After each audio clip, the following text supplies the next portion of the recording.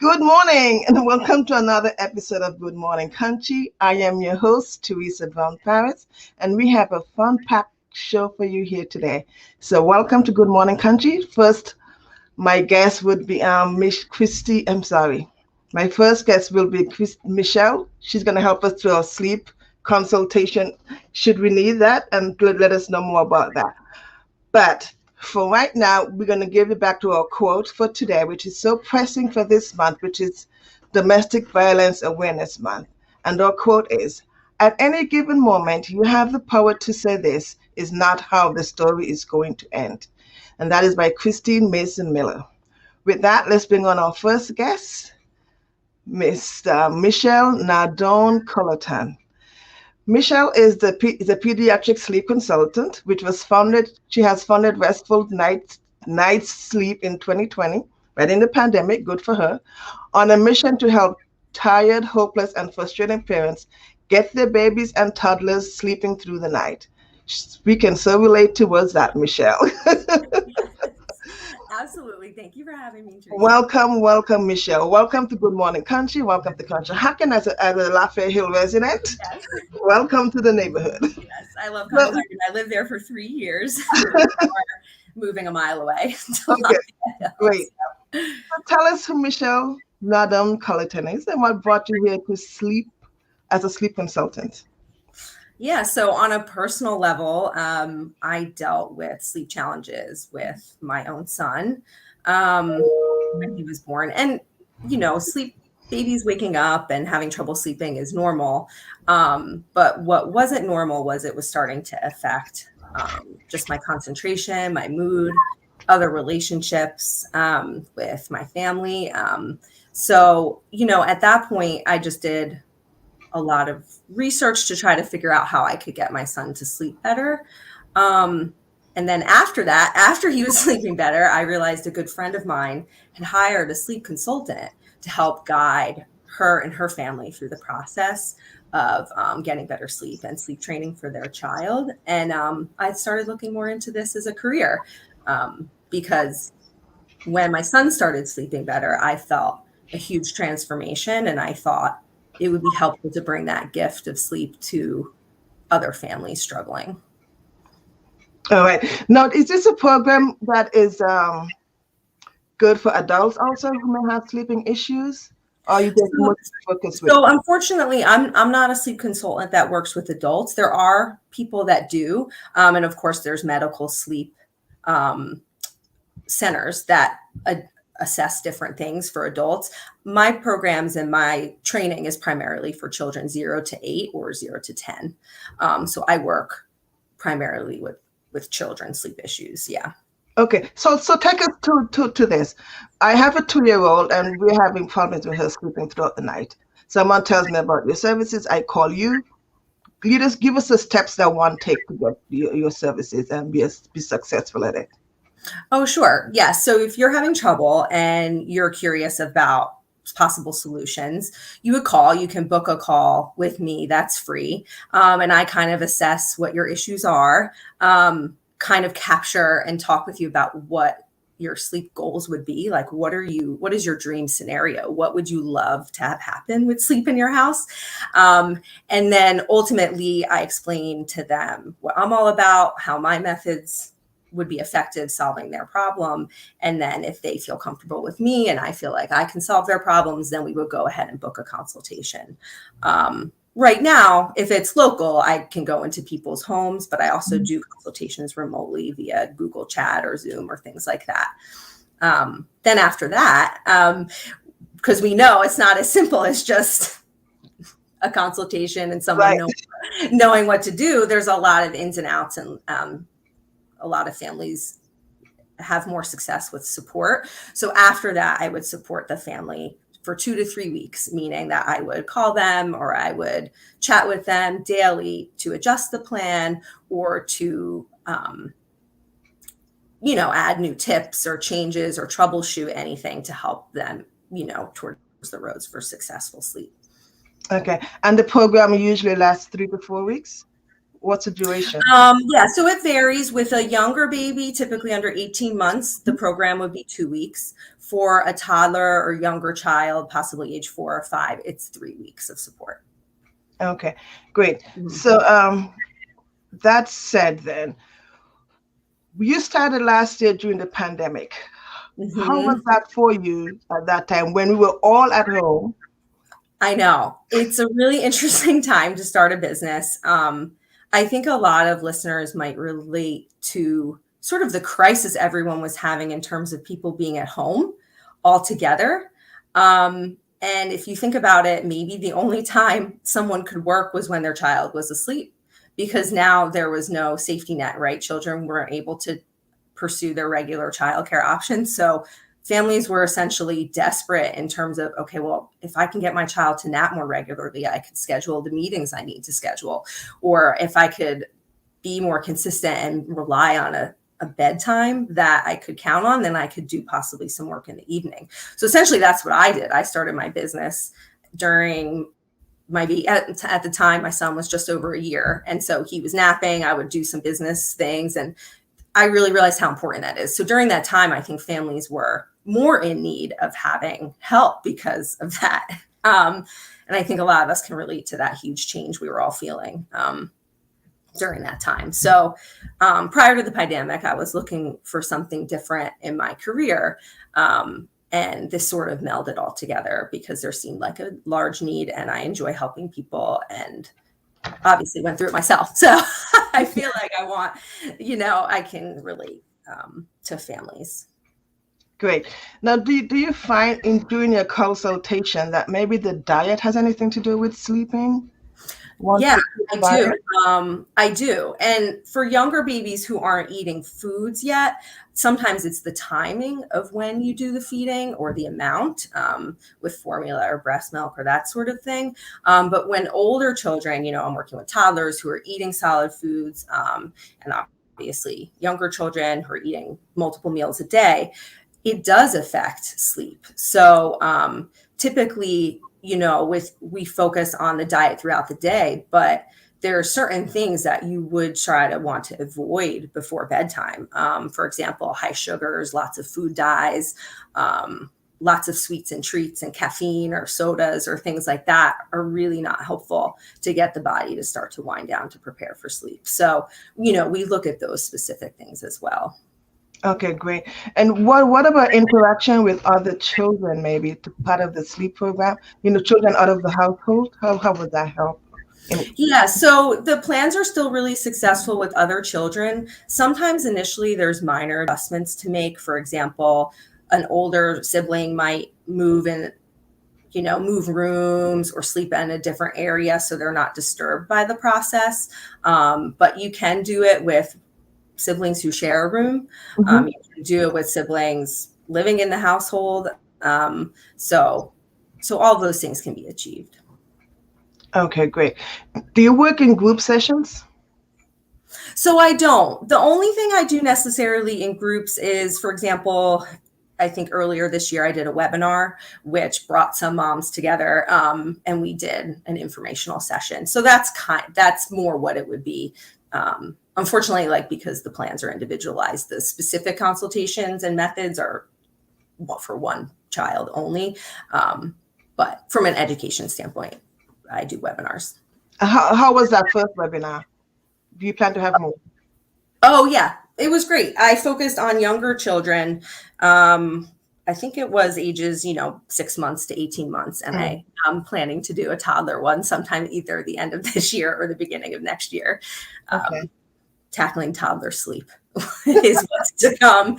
And it's a long road, but we all can do it. I hope to give people the confidence to get through all that. Okay. And how do you generally get your clients? We must have through the webinars, of course. But how do you Oh, get clients? How do you get clients generally? so generally, initially when I was starting, it was kind of referrals. I'm lucky. I'm also a physical therapist. I've been a physical therapist for 15 years working with children. Okay. And I work at Children's Hospital of Philadelphia on the weekends. So there's a lot of colleagues that I had that are moms with small children. And just working with children and families in the community. I started with some referrals. And then I do some social media. I do other things. My goal is to really reach out to local families. I love this area. I love the people. There's so many families with young children. And it's just nice to see that. So I like to be a part of that. Great. Do you have any recommendation that you can share with the audience? Or? Well, I would say really, again, because there's so many different challenges at different ages, I would say the biggest thing is to be consistent. Be consistent with whatever plan or change you're trying to create for your family. I think children really, we know from a behavioral standpoint that they are very black and white. So if you provide clear instructions and consistency with love, and being gentle, this isn't sort of a punitive thing to help a child to sleep. So being consistent and confident are some of the two most helpful things of how to get your child to sleep at any age. So obviously there are specifics, but ultimately, like if you have that as a parent and you create that environment for your child, it's the most helpful. Maybe then have you thought about maybe before a problem arises, like every newborn parents of newborn should go through this program. So it's true. I think, I would say this, even working with children and families for years, I did not prepare. People tell you it's going to be hard. People tell you you're not going to sleep. But there are things you can do. Some sleep consultants, I haven't branched out into this yet, but some sleep consultants offer newborn packages. Focus on what to look for, how to understand when your baby is tired, what to do to help them to sleep, even at that young age. So they obviously need a lot of love and comfort and touch and assistance when they're a newborn, but there's so many things you can do to make it easier for babies, young or newborns, to sleep. So yeah, I don't necessarily have a newborn class, but stuff like that is really helpful for sure. All right, folks, there you have it. With the sleep for our terrible twos, you know who they are. It can happen. It doesn't seem possible, but it can. Yes. My son is 2.5 now, so I fully am in the thick of that. So. In the thick of that, yeah, my gosh.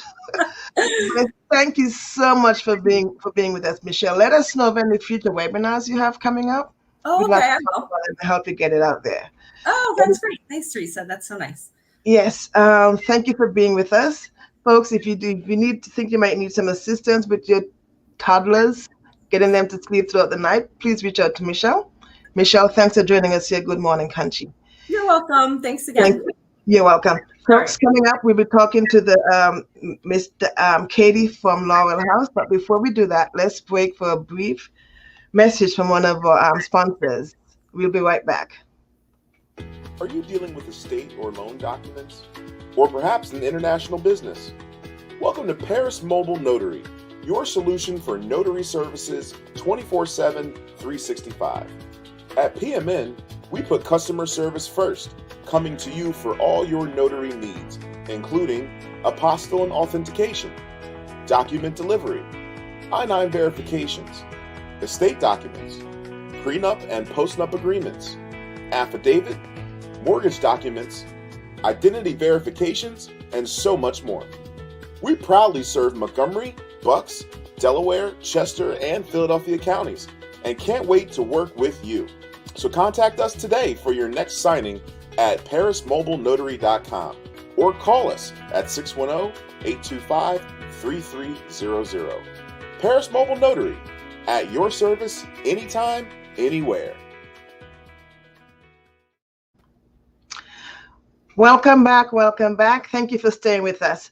If you have not yet liked and shared this video, please do, and do it now. In the drawing for this month, this is the final time you'll have to do that to be in the drawing for a gift card from Fiend Coffee Shop here in Conshohocken. Please like and share, and follow Good Morning Country also. So coming up next is my guest, Miss Katie Sanford from Laurel House. She's a community educator at Laurel House, and Laurel House is designated to the vision of ending domestic violence in each life, home, and the community. Welcome, Katie. Hi, So thank you glad you're here with for us. having me. I'm so Yes, excited to be here. great, great, great. Thank you, Katie. So it is Domestic Violence Awareness Month this year. I mean, right now. Yes. Welcome. Sorry, I was just reading a note there. Okay. But welcome, Katie. So tell us about Laurel House. Laurel House, I know, have always had help women. But how does one get to you? One get to Laurel House, and why Laurel House? Yeah. So Laurel House is a nonprofit domestic violence agency, and we help survivors and friends and family of survivors who reside in Montgomery County. And I think one of the misconceptions is that domestic violence shelters only help women, which is not true. We will help anybody who comes to us, man, woman, children, as long as they're above the age of 14, we'll offer our counseling services for them. So it's really anybody who needs our services. We offer a whole host of services. If someone is in immediate crisis and looking to leave, we do have housing options for them. And we also have options for people who don't want to leave their partners or maybe aren't ready to yet, because we know that's not what everyone wants to do. Not everyone wants to leave their partner, feel safe leaving their partner. So we're not going to turn them away. We offer counseling services, any type of financial support they may need to leave their partner if they do decide to, group counseling, individual counseling, anything like that, just to get them feeling safe and happy and comfortable in their relationship, whether they decide to leave or stay in that relationship. And then we also offer legal help, support for people filing protection from abuse orders, or if they have custody questions or any general legal questions that they have regarding their relationship. And then on the opposite side of that, we do prevention work in the community to try and change behaviors and lessen the prevalence of domestic violence in the future. Great, great. That's a wealth of information and services there. So, help me. If I am a mom who is going through the process of domestic abuse, and number one, I don't feel good about it. I don't want my friends and family to know about it. What are some of the warning signs that we, as someone on the outside, can look for or see to help that individual? Yeah. And I did know that you said, I don't want my friends or anybody to know about that. All of our services are also confidential. So if you come seek help from us, it's going to stay confidential. Your family and friends don't have to know. But some warning signs that we can look at when we're looking at domestic violence or abuse, we're looking at a pattern of behaviors that are meant to gain and maintain power and control. So we don't want to look for isolated incidences. We want to look for patterns of behaviors in people's relationship and changes over time, not just a one time, maybe someone got into a fight with their partner, because that happens even in healthy relationships. We will fight with our partner. But if we're seeing this happen over and over again, every time you're out with this friend, they seem upset after they're on a call with their significant other, or their significant other is making them feel like they're not allowed to go out, or they have to be back by a certain time, or they do end up going out and they don't have that curfew, but their partner is calling, texting constantly, not letting them have that personal space, that boundary, that freedom. And then we want to look for personality changes or withdrawing from people.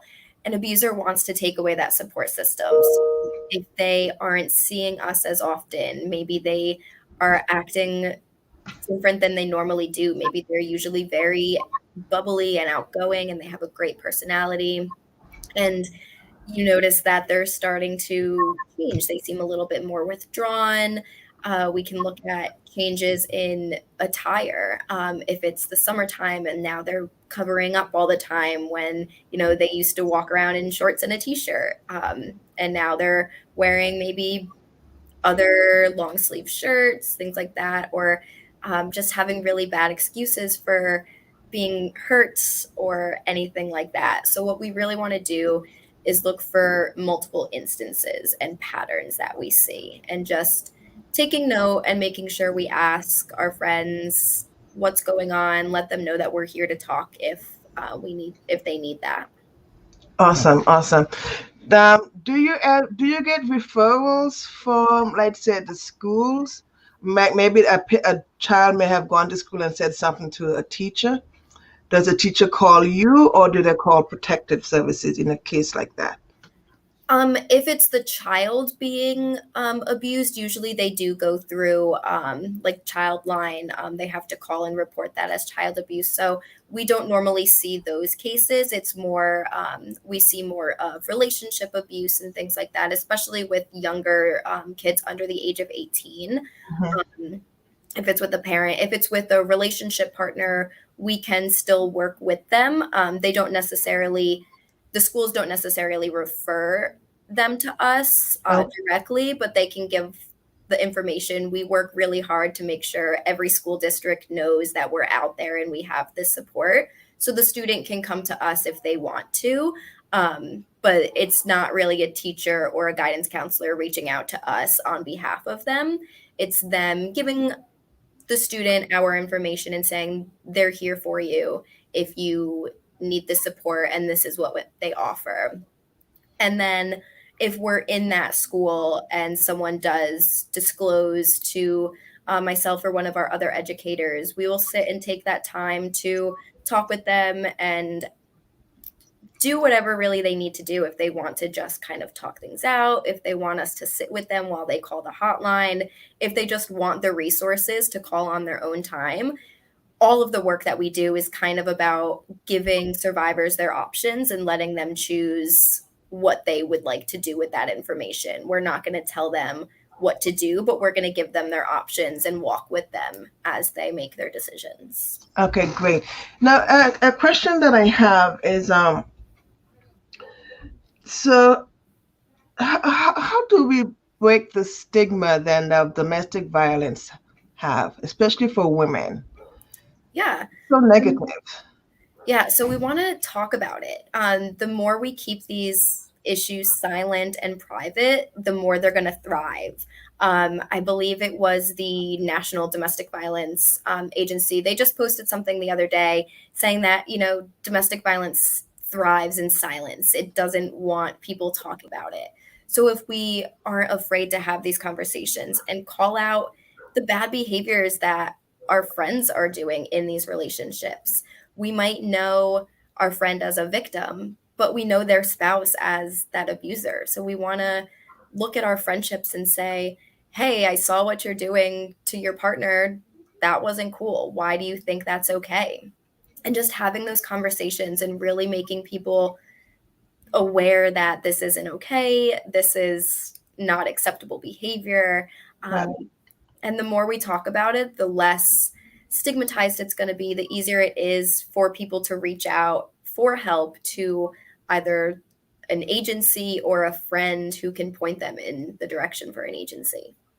Good, good. That leads me on to this question of what protection could there be in place before Laurel Health, like maybe PFA? I may not have the funds to go to an attorney. How can you help us with that? Yeah, so if you wanted to file a PFA through Laurel House, we do help you out with that. I think one of the biggest misunderstandings with PFAs is what they actually are. So Pennsylvania doesn't do restraining orders, which is what most people assume a PFA is. And a PFA is a protection from abuse order.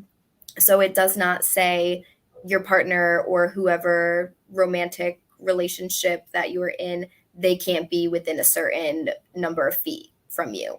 It says your partner or whoever this person is that you're filing the PFA against is not allowed to abuse you. And for some people, that works really well as a way to stay safe. But for some people, they have that PFA and it's not really a great option. So we do work to safety plan. But through us, the filing of a protection protection from abuse order is free. It's not a cost to anybody. You can go to the courthouse and fill them out yourself. They are a little bit long. Complicated.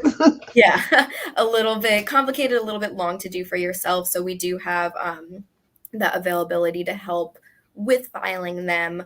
And you'll be given, if you're granted, a temporary protection from abuse order, and then you have to go back within a certain amount of time to have a hearing for a permanent protection from abuse order, which lasts up to 3 years maximum. It can be given anywhere from a few weeks to 3 years.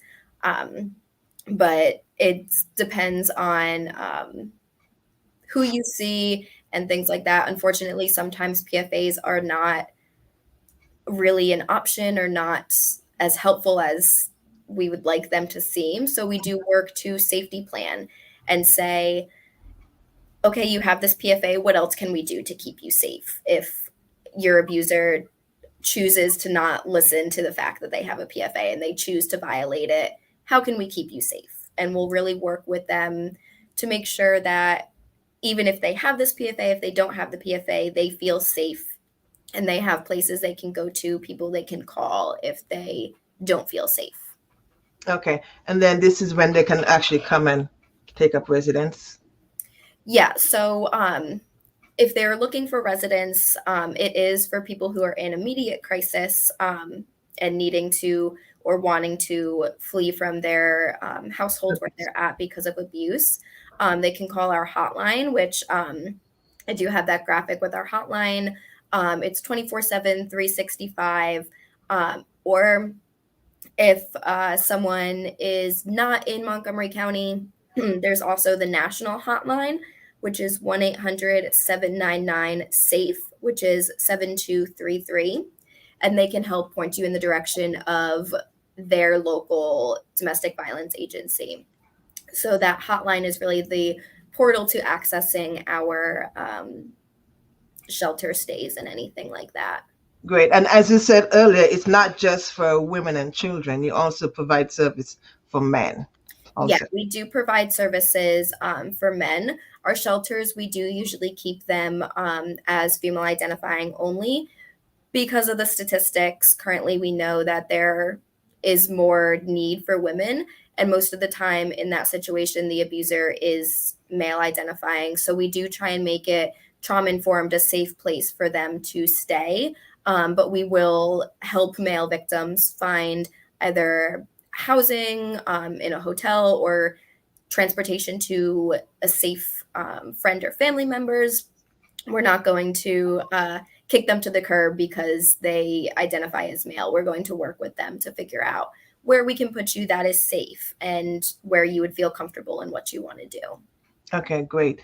Now, a question that I have for you is, once you have a client already on your compound and they leave and they somehow get back into the same situation, do you work with them again also? Like, do you have repeat clients?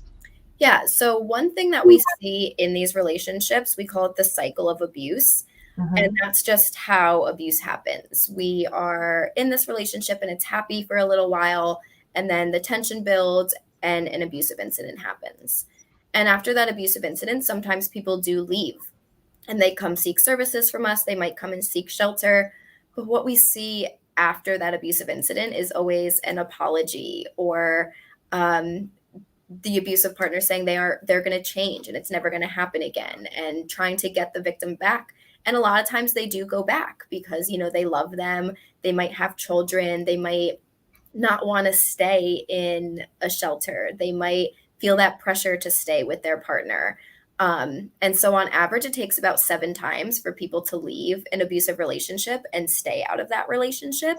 And we're never going to tell somebody that they're not allowed to seek our services again because they went back, because we understand that there are so many barriers to staying out of that relationship or barriers to leaving and moving on, that we're going to be there for them no matter what. We're never going to shame or judge somebody for going back, and we will always be there to help them. Okay, good. Now, Laurel House is a 501c entity, which Mhm. means that you thrive on donations. Yes. So, folks, if you are able to donate funds to Laurel House, please do because they benefit members of the community. One of such members we have here with us today is a former resident of Laurel House. She needed your services and you were there for her and her two children. Let us meet our next guest, Mildred Joseph, a survivor of domestic violence, mother of two young boys, suffered from battered woman syndrome, and is a beneficiary of Laurel House. Mildred Joseph, welcome. Hey, Welcome to Good Morning Country. good So morning. we just heard from Katie about domestic violence against women, men too, but not as frequently as women. And 1 in 7 for women, 1 in 4 for, sorry, 1 in 7 for men, and Hmm. 1 in 4 for women. So tell us about your story, Mildred, and Oh, welcome to Good Morning Country. well, good morning. My story was I was in this cycle for 16 years of my life. It was a vicious cycle. Like Katie stated, I left and I would go back and I would leave. It was always an apology. It was always, you know, something that he would say that would draw me back. And then it's not always what someone says, it's the fact that you might not be financially stable. You may not have shelter, you may not have family close by, which was one of my issues, that I didn't have family close by. But the times that I left, I would run to family, and he would come and he would find me. And um the last time that I left, it was very traumatizing for me. And the reason it was traumatizing was because it was something different that happened that day. It was, you ever get chills when you, like, they always say a spirit just goes through you and you just get a chill? That Yeah. happened to me. I had, we were in a very chaotic argument. And I remember I was sitting at the bottom of the stairs and I was looking outside the window, and I didn't know what to do, but I just knew that I was not going to be alive. I just felt like that was going to be it for me. And the reason I felt that way was because he went and he walked to the window and he just gave me this stare that it just sent chills through my body. And I will never forget that stare.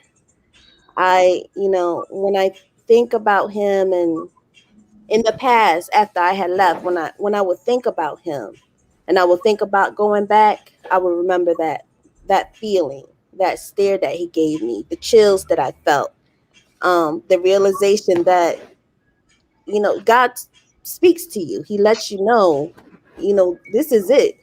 That's what I felt. It felt like that was going to be it for me. Um, and I had to come up with a plan. I had to, I was in panic mode. Um, I had to reach out to people, and the same people that I ran to before didn't want nothing to do with what was happening. So I sought out Laura House, and it took me maybe a week or so to finalize and get the strength and courage. Is all I needed was courage to just follow through on what I was about to do. Um, my kids were okay with it, not at that moment, but when you are in physically abused, mentally abused, just abused emotionally, your kids come to you, and children, they know, they'll tell you, they speak the truth. And my son spoke the truth to me. My oldest spoke the truth to me, and he said, "Mommy, why do you let him talk to you like that? Why do you let him treat you like that? Why don't you just leave?" And me and my son had a conversation. And the conversation was, "Will you be mad at me? Would you be angry with me if I left? Would you resent me when you get older when I leave?" And my son said to me, Mommy, you tried. You gave me a dad and you tried. And that made me feel good. It made me feel good that my kids were okay with whatever decision it was that I was going to make. So when I made that decision and I went to Lower House, I'm not going to tell you it was easy. I was afraid. Um, I was scared about what was going to happen next. I was always so timid after that big decision. And I knew that it was no turning back for me. I didn't want to go back. I didn't want for my kids to suffer through what they were suffering. And I didn't want them to always have to stand up for me because my oldest, he was getting older. And then when he would see his dad come for me, he would get in between us and he became very combative. And that was not safe. That was not a safe thing for him, because he could have gotten hurt and I would have had that on my shoulders for the rest of my life. I don't think I could live with knowing that something horrible could have happened to my children because they were trying to stand up for me when I should have been able to stand up for myself. And I just couldn't because I was beaten down. I had low self-esteem. Um Anything that I did in my ex's eyes was wrong. Even when I was right. When I tried to make strides and going to school, it was wrong. It wasn't seen as a positive light. It was as this I was trying to build myself up, and while I was building, he was tearing me down, and it was working because I had no self-esteem. I had nothing. I was dependent on other people to build me up. But after I left, oh boy, did I get the courage because I knew that I could run, and boy, did I run. I ran. You know, Awesome. yeah, I did. I So did. then I'm very proud of myself for that. the good, you should be, as you should be. So then you got to Laurel House and you were Hmm. able to be comfortable for a while for yourself and the boys and sort of rebuild yourself. Hmm. How was that transition for you from being there and then transitioning onto your own? Wow. So going to Laura House, man, they are a wonderful service. Um, they had counseling for me.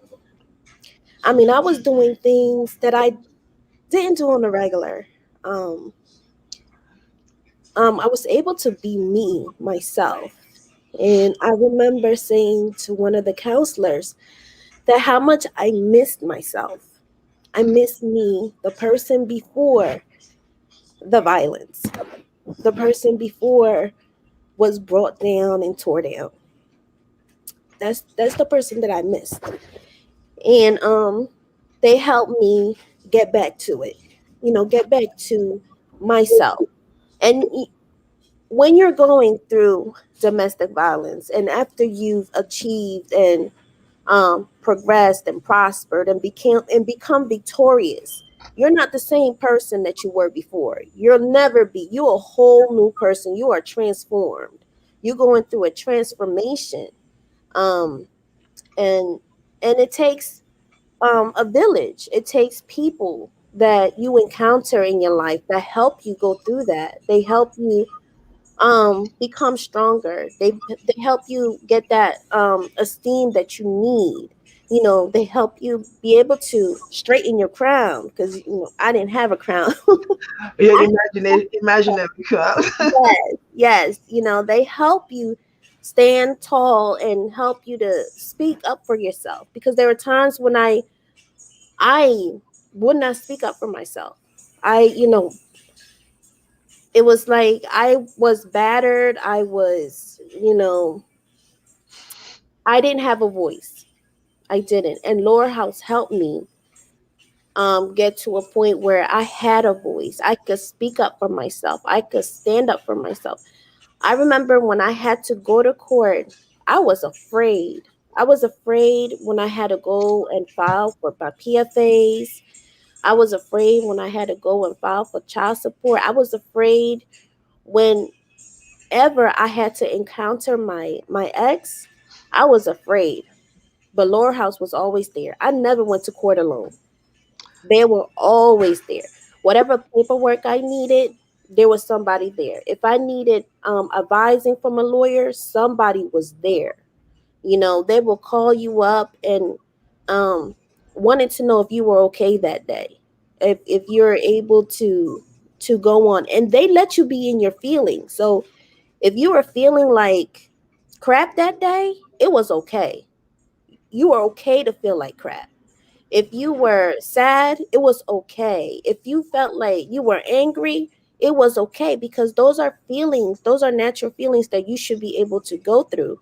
But we hold on to them, and we don't show it, we don't express it. But when I went there, they taught me that it's okay to be in your feelings. It's okay. You are allowed to feel the way you feel, and they respected that. No one told you you couldn't feel that way.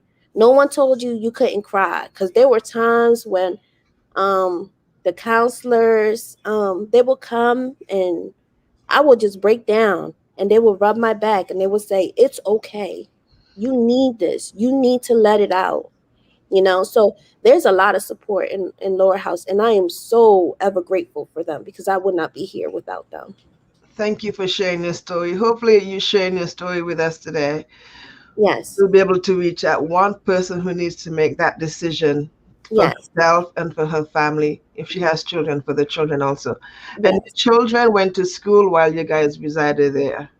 Oh yes. So Good. my children, they still went to school. We didn't live in the county at the time, and this was during the end of the school year. So I was transporting my children back and forth. I was still in school while I was in Lower House. Um, I was still doing the things that I needed to do. I didn't want to quit, because that was the one thing they did not allow me to do. And I'm so grateful, because I was like, I just want to give up. And they were like, no, don't give up. Do what you need to do. If you have to transfer, because in my mind, I was like, this is it. I have two kids. I'm going to be on my own by myself. I'm not going to be able to go to school. I'm going to be sitting here busting my butt, working 2 and 3 jobs. And it was true. I did have to bust my butt. I did have to work 2 and 3 jobs, but I still went to school. You know, um, there were some sacrifices that I had to make. It's like, when they say you got to put on your big drawers. I Yeah, had to put big my big panties, drawers on. Yes. I had big to. panties on. Yes, I had to wear my big drawers and, make some sacrifices. I put my education on hold, um, so I can provide for my kids. Because when you're working 2 and 3 jobs and you're going to school, you are really compromising yourself, you're compromising your children. And um, I didn't have that support. I think if I would have had the extra support, I mean, so Lower House were supporting me. After I left Lower House, there was always somebody coming. So I had like weekly visits that they provided. Like an Um, aftercare visit. yes, yes, Awesome. That's good. yes. That was really good. So they would come every week, and they will come in your home. They wanted to know how you were doing, how you were coping, if there was any assistance that you needed. They wanted to make sure that you weren't falling back or falling short on anything. If there was anything that you needed, whether it was financial, whether it was like daycare, because I know one of the other young ladies needed daycare, and boy, did Lower House step up. They stepped up. So there's a lot of resources in Lower House, and they will provide whatever it is that you need, whether it's emotional, whether it's financial. They will find ways for you to get it. They won't give it to you, but they will find ways. They have the resources for you. Awesome. Yeah. Well, thank you. Thank you so much for sharing your story with us, Mildred. Oh, you're You have welcome. really accomplished a lot, and I'm sure Mhm. Laurel House was proud to know that they had Yeah. a part of bringing you back, making you whole again. And Yes. you have accomplished so much. You're able to get your kids in school Mm-hmm. on a good track for their education. You Yes. bought a home. You bought a second home. So you're Yes. doing good things for yourself and Yes. your I am. children. And Yes. that's in part because we had the backing of Laurel House, which is great for us in Montgomery County. Thank Yes. you for being with us here. Good morning, country. We'll take a quick break for Mhm. another word from one of our sponsors. But please like and share this video. Please, if you're able to support Laurel House, this is one of the benefits of Laurel House supporting us in the community. We'll Yes. be right back. Take a word from a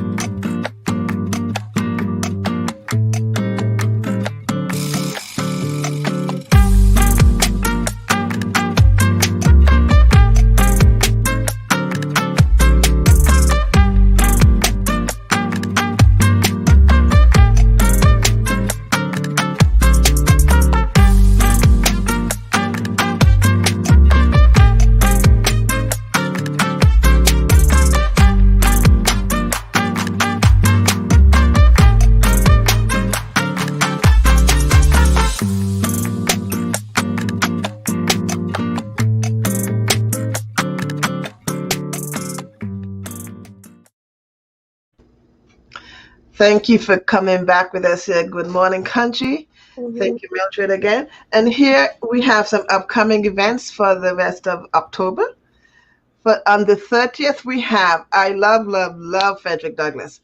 We have a historical dinner on the 30th, which is Saturday, from 3 to 7 p.m. It's for the keynote speaker will be the great great grandson of Frederick Douglass. The cost is $75 to $125, and that takes place at 1200 East Willow Grove Avenue. Look in the comment section for the link to get your tickets for this great, amazing mix and mingle with great great grandson of Frederick Douglass. And next upcoming event is you should know by now that next Tuesday is election day. Here in Pennsylvania, the polls open at 7 o'clock. So from 7 to 8 p.m., you can go and cast your ballot. The time expired if you wanted to vote by mail. That expired yesterday. So now we have to plan your day for election. And in the scroll below in the comment section, we'll have a link for you in the Montgomery County where you can find your polling place or see a sample ballot. Then coming up on Saturday, November 13th, we have a craft and vendor fair here at the Conshy United Methodist Church. And that's coming up on Saturday, November 13th. Mark your calendar. That is from 9:30 to 2:30 p.m. And that's at 20 West 6th Avenue at the United Methodist Church here in Conshy. They are accepting vendors and crafters. So if you're a crafter, you can reach out to them for registration for your table or business. That's all we have for events. Mildred, any parting words you might have for anyone listening? Um, the only words that I have is I hope that my past will be able to help someone else's future. That's all I can give them. I want them to have courage, and not to self-doubt themselves. Don't doubt yourself. If you know that you're able and much stronger by yourself on your own until you could pick up the pieces, then you should do so. Because you're great, you're beautiful, and you could become a survivor as well. Thank you, Mildred. A survivor you are in many ways. Thanks for joining us here at Good Morning Country.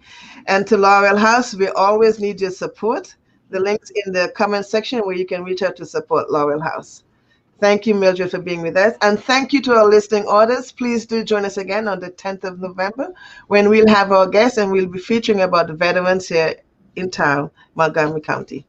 Thank you. Good morning, country. Have a wonderful rest of the day. See you at the polls. All right. Bye-bye. Bye. Bye.